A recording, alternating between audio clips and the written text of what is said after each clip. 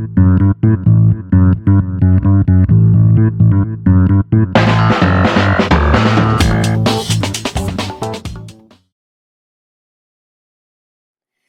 thank you all. Welcome to our third in the series DIY gravel webinar. First off, I'm really excited to tell you about a fun contest giveaway that we have today. Wahoo is supporting this navigation webinar and has offered up a Wahoo Element Bolt computer unit. And in order to participate in this contest, you'll have a week after this webinar is over to create your own DIY gravel route.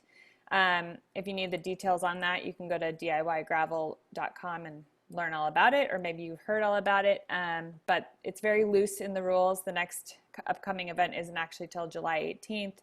There's a 25-mile and a 55-mile option.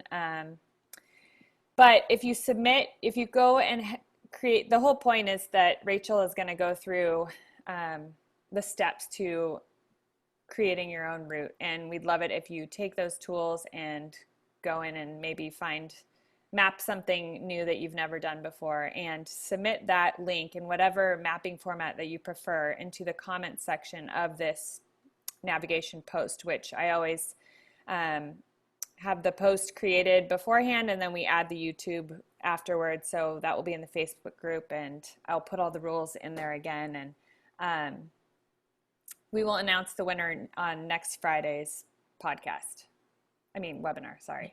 We have a lot of things. Yeah. So anyway, that's really exciting. A few housekeeping items. Just remember to mute yourself unless you want to talk. And if you don't want to, we're recording this, so if you don't want your face to show up on camera, you can go ahead and turn it off. But we like seeing everyone's faces. And then you can submit questions in the chat box or raise your hand at the end, and we'll do some Q&A. I want to just get you excited for next Friday, which is another webinar that we would love to have you invite your friends to and join us. My friend and chef and amazing person and cyclist, Lentine Alexis, she's going to be speaking about upping your ride fuel game. So I hope to see you there. But with that, I want to introduce Rachel Cohen. She's a good friend of mine. She lives here in Vermont, actually just not too far up the street. And my favorite story to tell about her is how she approached me at a gravel event when I had just moved to town. And she had mentioned that she heard that I lived near her and introduced herself and suggested that we ride sometime. And it was such a simple gesture, but it meant so much that she took the initiative. And I just wanted to tell you that story and encourage everyone here to try their best to engage another female cyclist, whether it's on the road, a group ride, an event, in our Facebook group. But it's just so meaningful, and I'm so glad that we've become good friends through that. So with that, back to Rachel. She's not just an accomplished cyclist, but she's a real adventure seeker and has taken on the challenge of helping us know where to begin when it comes to navigation and the tools that we have to help us. So welcome, Rachel. Great. Thank you so much, Laura. It's really good to be here. It's neat that we are just down the road from each other, Laura. I saw that you rode kind of near my house this morning. So that's nice that our cycling paths overlapped, even if we haven't gotten to ride together for a while. I think that I'm really excited to be here just to share my passion for route finding and navigation. It's not something that I have felt like I was always really passionate about when it comes to cycling. I've always been kind of interested in maps and kind of looking at like topo features and seeing where things go and kind of imagining what that might look like in real life and using that as inspiration to just get out there either on foot or by running. But I was pretty intimidated by the more technical piece of kind of creating routes, loading them to a device and using that as a way to get out on the bike for a while. So I'm really excited to kind of just share off some of the features that I think are pretty cool about some of the pretty approachable apps that exist out there. and help you all just design rides maybe for the first time or kind of take it to the next level in terms of your own adventure seeking. So thank you all for coming today. I definitely want to encourage you to ask questions in the chat as we go. I'm certainly not an expert in this area, but I'm definitely a fellow rider who spends a good bit of time looking for new places to ride. I love looking for kind of cool roads here in Vermont to explore, or when we're traveling to seek out like awesome views, points of interest, things like that that might be off the beaten path a little bit more. I want to give a shout out first and foremost, and a huge thank you to all the women that responded to my call for questions last week in the Facebook group.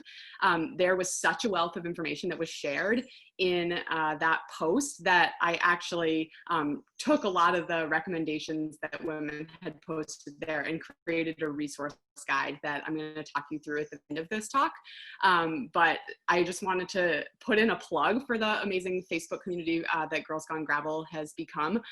It's a huge testament to just all the resources that exist there. So if you haven't joined the Girls Gone Gravel group, your first to-do item after this, this webinar.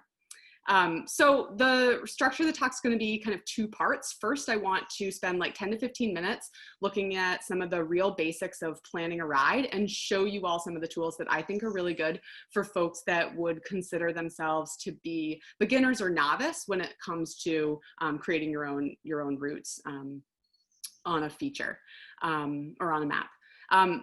I'm going to really try to show off some of the features that I think are pretty cool rather than like the technical side of like which file type to download, because all of that is really dependent on the type of bike computer that you use, or if you're using navigation right from your phone. So I have resources that can help you kind of take those steps, but today I just really want to focus on like what are the neat things that you might not automatically see in things like Strava or RWGPS that can help you seek out gravel, create safer routes, be sure that you're considering places to stop for water and nutrition. But the more technical side of things is kind of like a part two, I think. Yeah, so last part, we'll finish up today kind of talking through a crowdsourced sheet that I created that I want to just add to. So I've shared that with Laura, and that'll get shared with the group as well in order to kind of build on the collective knowledge that we have in the space of what are some of those more technical tools that you can get into. Some of them are things that you have to pay for.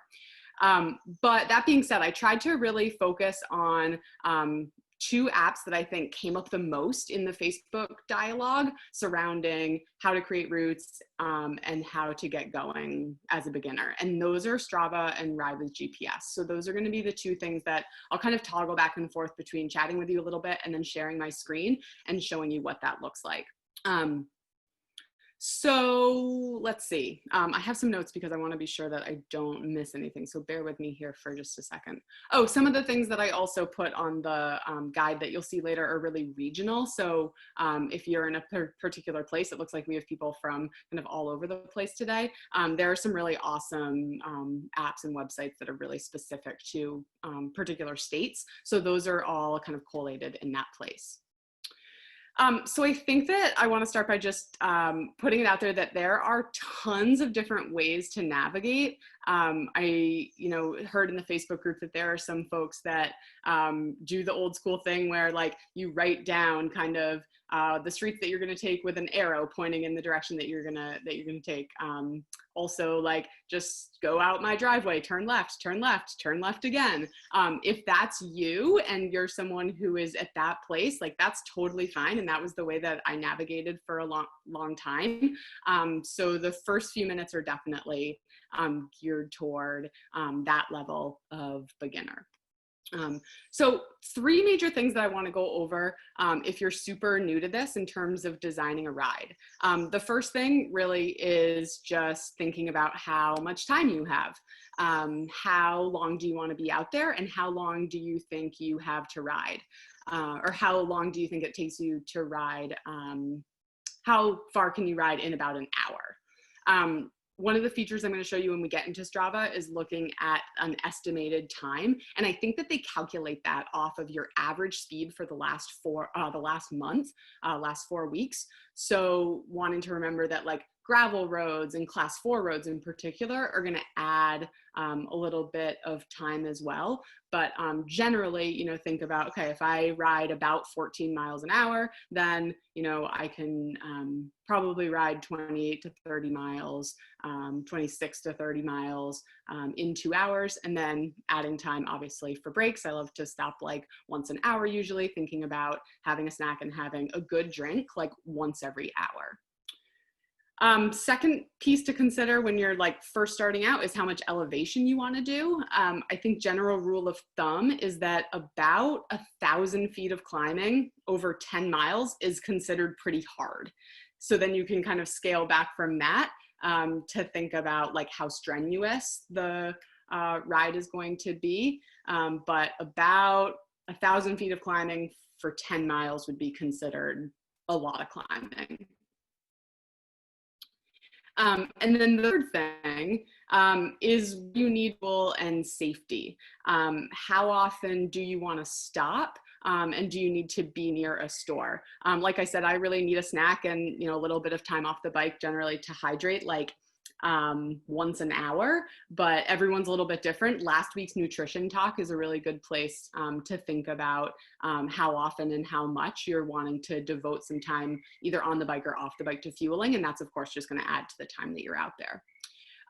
If I'm in a place that I've never ridden before, I definitely utilize just straight up Google Maps, open next to the app that I'm using in order to see if there's a gas station nearby. I use the feature where you can like pull the little guy into Street View and look around pretty regularly to see if there's a place that I think that there might be the availability of water, or of course, a store that you can purchase it at. In Ride with GPS, which we'll look at in just a couple minutes, there's an integrated Street View feature, which if you're thinking about which apps to get started using is definitely an advantage of using Ride with GPS. The other cool thing that exists in Ride with GPS is that it allows you to plug in a point of interest feature into your ride as you're creating it. So of course you could go in and, you know, say, okay, 23 miles in, I want to be sure that I stop at this gas station. I'm going to mark it. And then if you're using a bike computer, your turn-by-turn navigation will alert you that you are at that point of interest. So thinking about the two apps, I am going to share with you Ride with GPS and Strava mainly because I think that, again, like I said, they're generally the most entry level and it sounds like a lot of women are using them. They're also the two that I use pretty exclusively, and they also are either really inexpensive or free.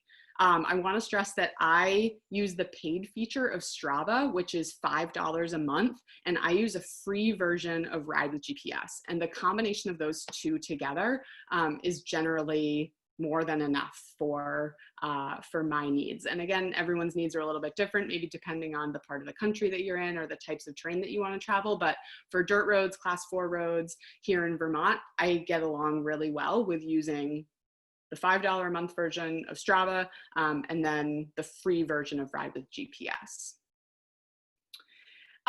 Laura, I'm gonna pause there, and as you're watching the chat, is there anything that I need to address so far before I keep going? It looks like you just addressed Roxy's question of whether the free version of Ride with GPS has those features. Cool. Okay. Oh, one thing that I think is pretty cool is right now, I think that if you sign up for Strava in, I don't know how long from now you have, but I believe you're still able to get 2 months for free if you commit to a full year. And maybe someone has more up-to-date information on that than I do, but I know that that was a promotion that they were doing earlier this spring. I think that it's really valuable. I think that you get a whole lot from that service in terms of route planning. They have suggested routes that I can show you when I share my screen. The company has really upped its game recently in terms of the quality of the features that they're offering to their subscribers, and also incorporating heat map data from years and years of rider traffic. So I think that that's a pretty stellar option if you're looking for a low cost kind of, you know, kill two birds with one stone option there. It really checks a lot of boxes for me personally. So let's get into looking at Strava. I'm going to share my screen and I'm going to point out some things as we go. I'm going to show you how to build a route right from my village center here in Vermont. And then I'm going to just show you where a couple of the options are for exporting to a device. But remember, you can learn more about compatibility and the technical side of those things through some of the links I'll share at the very end. But I want to show you what it looks like in terms of incorporating that stuff. Catherine, it looks like they're still offering a deal.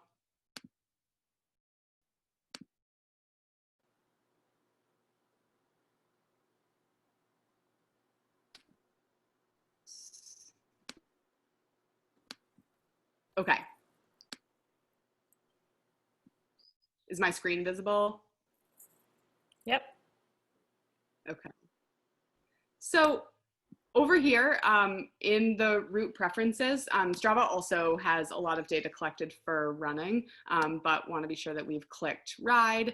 And then you can kind of go down and play with the different things here that you can, one of the things that's really nice is that you can prefer dirt surfaces. One of the questions that came up a lot in the Facebook group was like, how do I know that a road is a dirt road? Which is an awesome question. Here in Strava, you can prefer it. You can even put in some things like, you know, specifying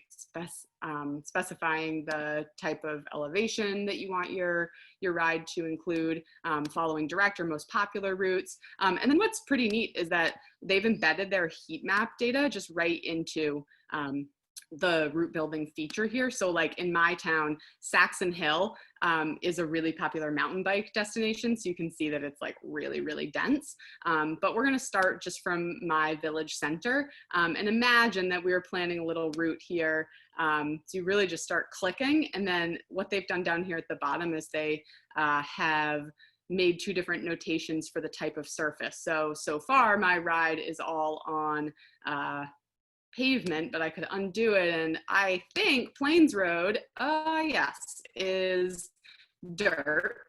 They do a line for if you're going to be on a dirt surface, and then we want to get over to Packard Road.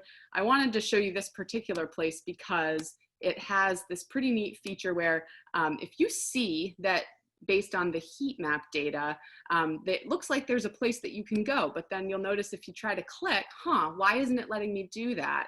That would indicate that this is actually a path, and you could go over to manual mode and actually be able to kind of draw your own line in order to follow where you know from the map the route extends, even though it's not going to, you know, automatically let you do that. You can go in and draw your own lines. And then when you upload it to a device, it'll take you through the place that you've put on the map rather than following the roads itself. So that's what I think is really cool. Down here at the bottom, you can see that they've estimated for me based on my last month that this would be like a half an hour ride using that data of my own riding. So I think that that's a pretty nice feature here in Strava. One other thing that I wanted to show in Strava is related to the idea of like how to find rides. One of the things that I do a lot is I just look at other people's routes. I oftentimes will, you know, just follow people that I don't necessarily know near where I live, or I will go find other riders in my area and then look at the routes that they are doing and literally copy them or go in and edit them. So one thing that I wanted to show is just how you would take someone else's route and you could adapt it for yourself. So let's say, yeah, craving chocolate milk. I am too today. Let's say I want to take Kevin's ride from this this morning, and whoops, he ran, so I don't want to copy his his run. But I want to take Mary's ride, and I want to, you know, those roads look pretty nice, pictures looked awesome, but I actually want to go for like a 50-mile ride. So I can click down here and this 3 dots, and I can create a route based off of the route that I saw that Mary did, and it'll literally load exactly what she did into the route feature. And then I can go in and look at specifically like how much of that actually, not that much. I wonder if I pulled, you know, this route, this is a cool feature. You can just kind of grab onto the line of where the route is, and you can pull it to kind of see, okay, could I do something a little bit different to make it longer or to achieve the needs that I have for today, because maybe I don't want to do exactly what that person did. But I love that, and just in terms of kind of taking someone's ride as inspiration and going from there. Rachel, Kelly's asking if Yes. it's possible to move the start location once you've created a route. Yeah, I think so. Well, I believe so. It would take me a minute to, oh, nope. Yeah, you can just grab that start and pull it to wherever you'd like. So let's say, you know, Mary started from Norwich, but I live in Wilder. I can just pull the start. Does that answer the question? Yeah, I think so. Okay. And then Jessica's asking, does Strava have turn-by-turn notifications when you upload? Yeah, so it has to do with, I believe that it has to do with the type of device that you're using. There's a difference between GPX, TCX, and FIT files. And in order to, I believe that right now, in order to access the this route building feature, and in order to download a GPX file that gives you the turn by turn, you do have to have the paid Strava. But definitely that's one of the advantages of using Ride with GPS. More there, they have more options for how you download the file, and they also are more compatible with turn by turn based on the type of device that you're using.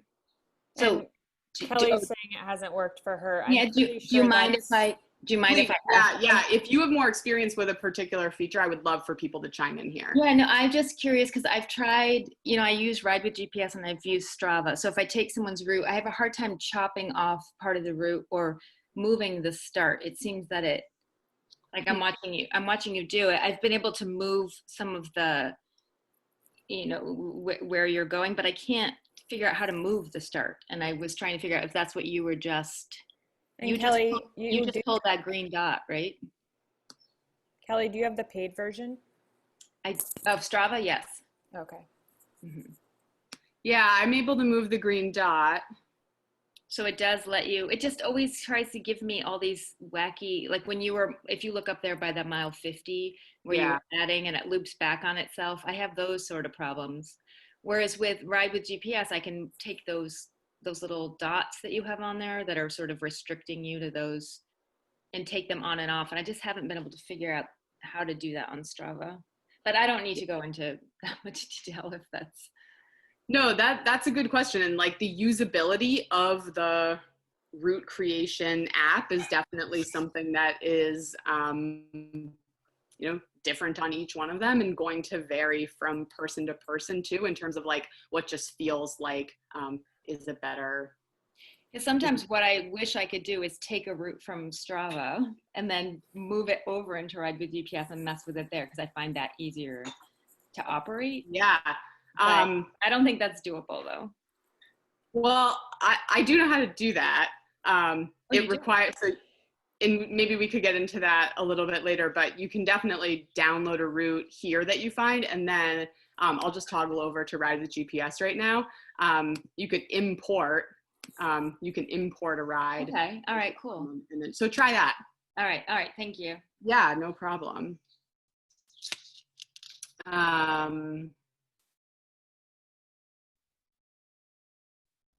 Yeah, I think that that's good for Strava. The other thing that I just wanted to show about Strava that's pretty cool is if you're someone that's like new to an area or you're trying to figure out where to go, there's two pretty neat features, both in clubs. It'll just automatically generate both like clubs that might be interesting to you based on your location. And it'll also give you different ideas of, well, on the phone version, they just automatically pop up for me. But it'll give you like a list of all of the riders that are in that club in your area. And that's a great way just to kind of look and see where other people are riding. And then the other feature that I think is pretty cool in Strava is Strava Local.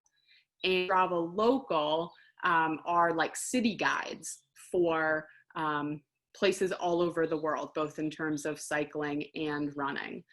So I thought that's a pretty neat idea. And we've used this quite a bit. Like if we're traveling, we'll use this to figure out where would be interesting places to go ride, and then obviously download the route right from there without even having to make anything. All right. A quick note on devices. Laura mentioned at the beginning that Wahoo is doing a promotion. I use a Wahoo Element, which I think is exactly what they are going to be awarding for an interesting ride for DIY gravel. There are lots of different types of bike computers that are usable, and they're also sometimes more friendly with like different file types and different apps as well. So let's look at Ride with GPS. Let's see. Ride with GPS, I mentioned, I think, a couple of things earlier that I think are pretty cool. Street View and then Find a Route function. Those are both nice features in Ride with GPS that Strava doesn't have. So particularly addressing the question of like, how do I know if there's going to be a place to get a maple creamy or a place to fill up my water bottle? What I like about Ride with GPS is that it is kind of your traditional Google map screen here that allows you to like pull the person right in so that you can go in out everything, you know, are the businesses that are on this road, but also is there a big enough shoulder, or, you know, is this going to be a place where there's a lot of heavy traffic? Is there a sidewalk that I can use, you know, if the road is too busy? Those are some nice features, I think, from Ride with GPS.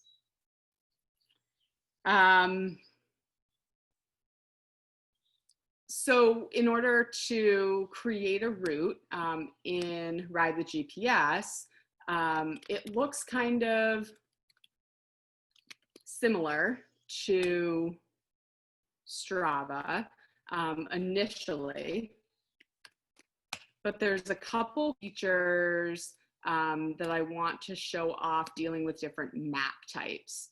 Let's see, I don't want that up anymore.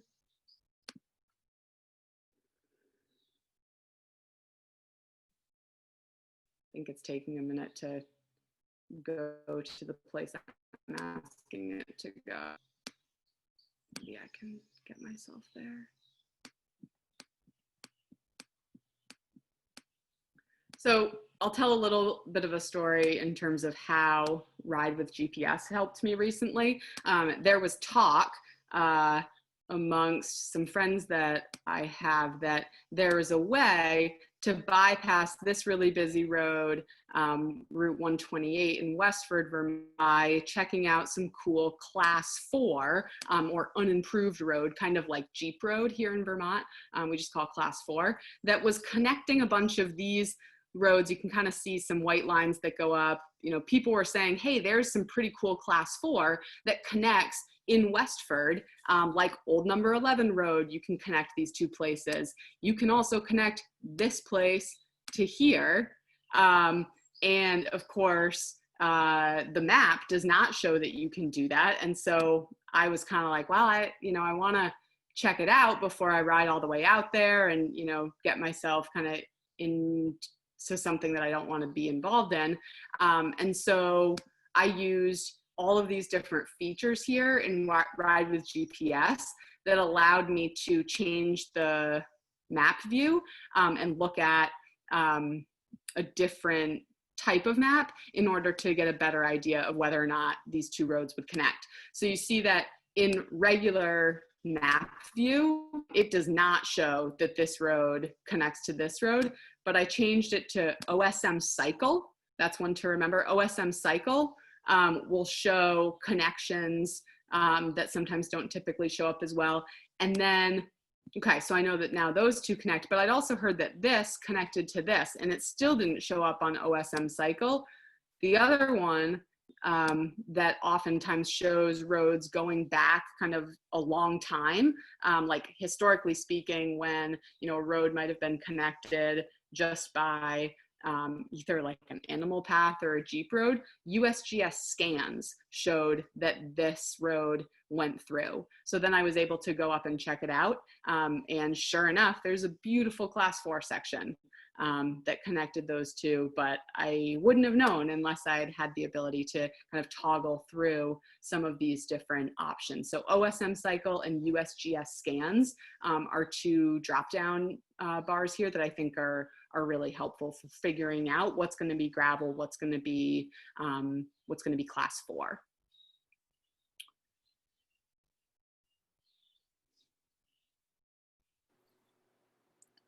Rachel, does Ride with GPS show like Strava that whether it's a paved or a dirt road? When you're putting it in, it doesn't. So let's say we want to start the ride right here in Westford, and we're going to travel here, and we're going to go here. We're going to go like this, and see the line doesn't change at all. It didn't show any different. Now, it'll also let me just travel along that without having to change it. So that's pretty nice. It'll just kind of follow along here, which is great.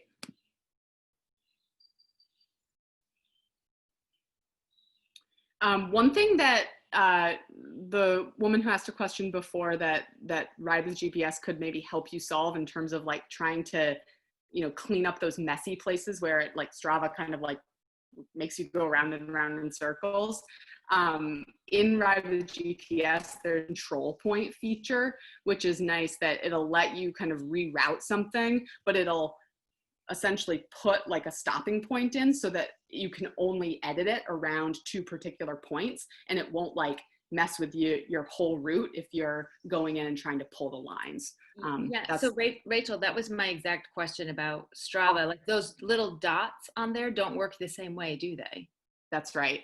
Okay, so that's maybe where I'm having issues, because I was thinking of them as control points, but they aren't on Strava. Yes. Okay. So Ride with GPS, I think, will help solve that problem for you. Yeah, great. Okay. Those are really the 2 things I wanted to chat about in terms of the online apps. I can talk a little tiny bit about file exporting and kind of what to look for if you're considering buying a bike computer for the first time. But maybe now is a good just anything else while I'm still sharing that I might want to see while it's up.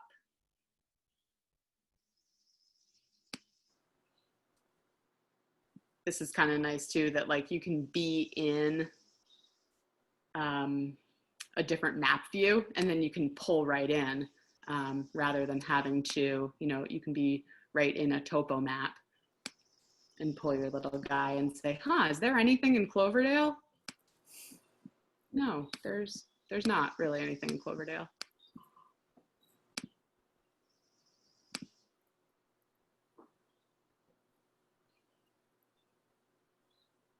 Rachel, do you have any advice on dealing with route planning in a state that constantly has road closures?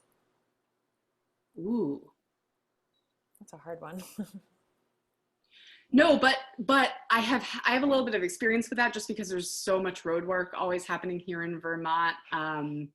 In summer, probably like everywhere. Just figuring out what the website is, where they kind of keep up to date on all of those things here in Vermont. It's Department of Transportation or something? yeah, VTrans, Vermont Transportation, and then just, you know, checking that to see if things are going to be open or not. And then Kelly said, I don't know whether to use .gpx, .tcx, or fit files. Yep. Awesome question. So file exporting, that discussion of do I use GPX, fit, or TCX, it can be dependent on the type of bike computer that you're using. So if you're using a Wahoo or Garmin, when you purchase or you know, when you go into reading about how to upload files, it'll tell you, you know, what will essentially play nicest with it. But the big takeaway, if you don't own one yet, is that it's nice to be able to have turn-by-turn navigation. So like for my Wahoo, I always download the GPX file directly from Ride with GPS, and it gives me turn-by-turn notifications. So I know that that is the right combination with the app that I like to use and the device that I have. GPX gives me turn by turn, so that's what I just keep using. There is a file export formatting guide that Ride with GPS put out. That's in the resource guide I'll show you in just a second, that will tell you kind of based on what you're using, what you want to, I can show you actually right now. File export formats. So it'll give you the differences here. So the main difference between TCX and fit files is files are smaller and load faster. Some Garmin devices require fit course files. So if you're using Garmin, you want to try fit, and they're not compatible with TCX or GPX.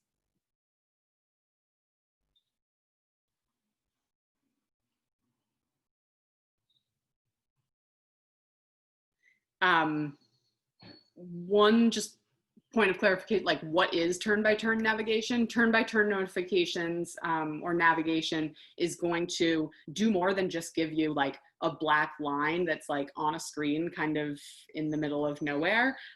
It'll show you like more of the map and the surroundings, say like in 306 feet, take a left onto Snipe Island Road, rather than just kind of following that black line. It's easier to get lost or to go off course, I think, when you're just kind of following a line. So that's an advantage of being sure that you're getting a device and using the file format that is going to give you turn by turn.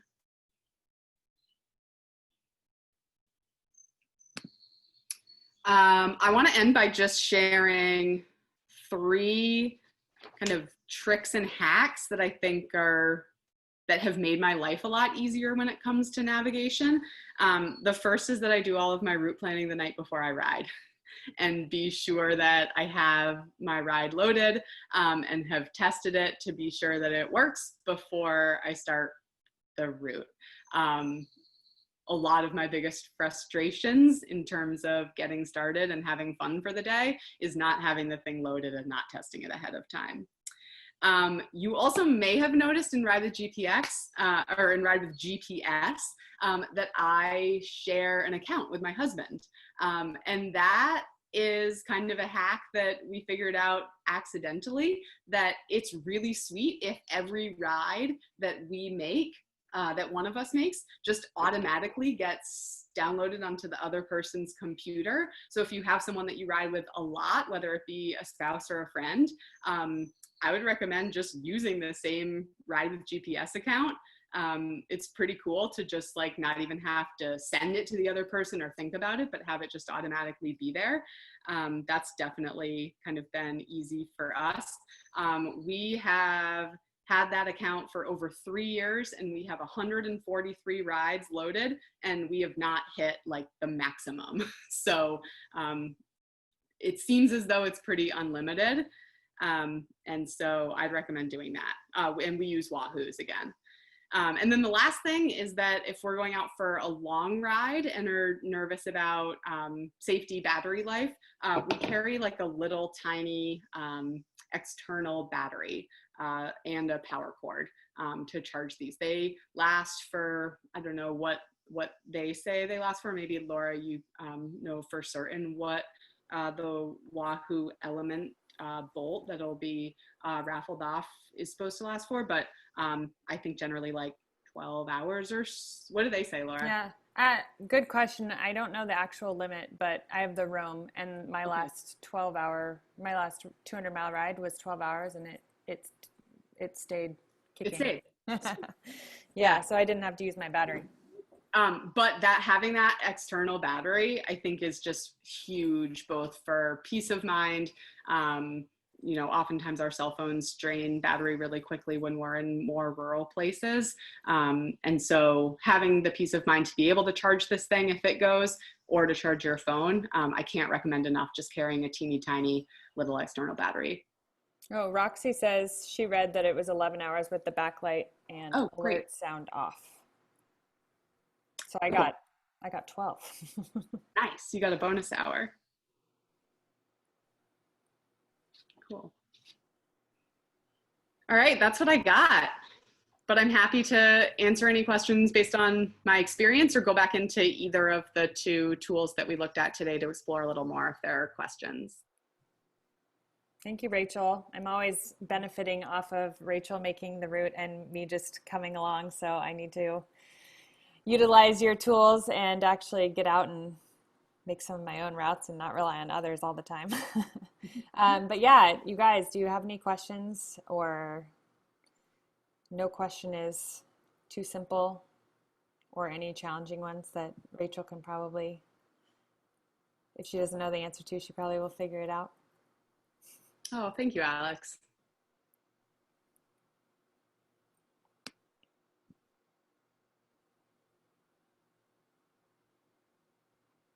Road closure.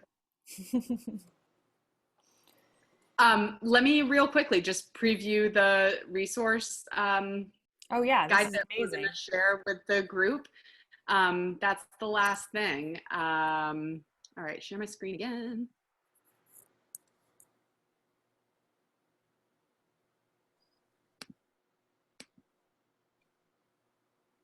So awesome resources were gathered from that Facebook, initial Facebook post that I made in the Girls Gone Gravel. So I started with Ride with GPS, which and Strava, which I discussed today, obviously. And then they have just some fabulous guides as well. The export formats guide that I showed is linked right here, so you can jump right to that. And then all sorts of other great tools came up in the discussion. Gravelmop.com, Gaia, Trail Forks, you know, huge. Folks may have used it if they're coming more from a mountain bike background, but really great just in terms of kind of piecing together things that you might want to access that could be kind of hopping on something that's traditionally a mountain bike trail, but as a way to either have a little bit of downhill fun or to just kind of hop across a zone. And then other folks recommended something, this ONCS. I'm not sure if anyone's used this, but this was originally designed for hunters, but if you're particularly riding in some of those American West states, this could be a really awesome thing to check out.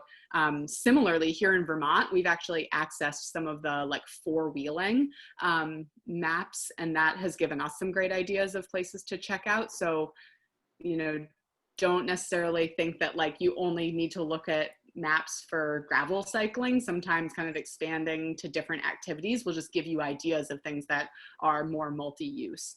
And then at the bottom, I started a place just for folks to add anything that is specific to a state. So we've got Iowa, Colorado, and Vermont so far, but I'd love to see that grow well. And so Laura's going to put a link to that in notes. Feel free to add anything that you know of as great resources and just keep the conversation going there. That's incredible. I hope we get some good contributions from it. I do too. I learned so much just going through the recommendations that other women had made and checking out some of those today. So thank you so much. Thank you for putting that together. One final question. Alex says, what do you use Strava for that Ride with GPS doesn't have? Oh, two things that I really like about Strava. Just it's social, right? So it's both collecting data from millions of users worldwide. And so, you know, when you're looking at those heat maps, you're able to see where there are high traffic areas, which indicates that it might be great riding.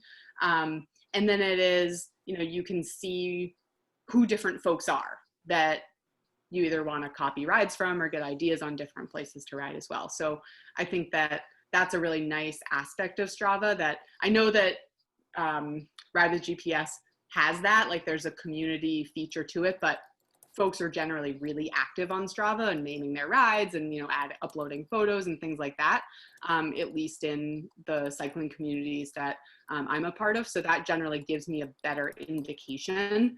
And then I can go into Ride with GPS to do more of the technical route building.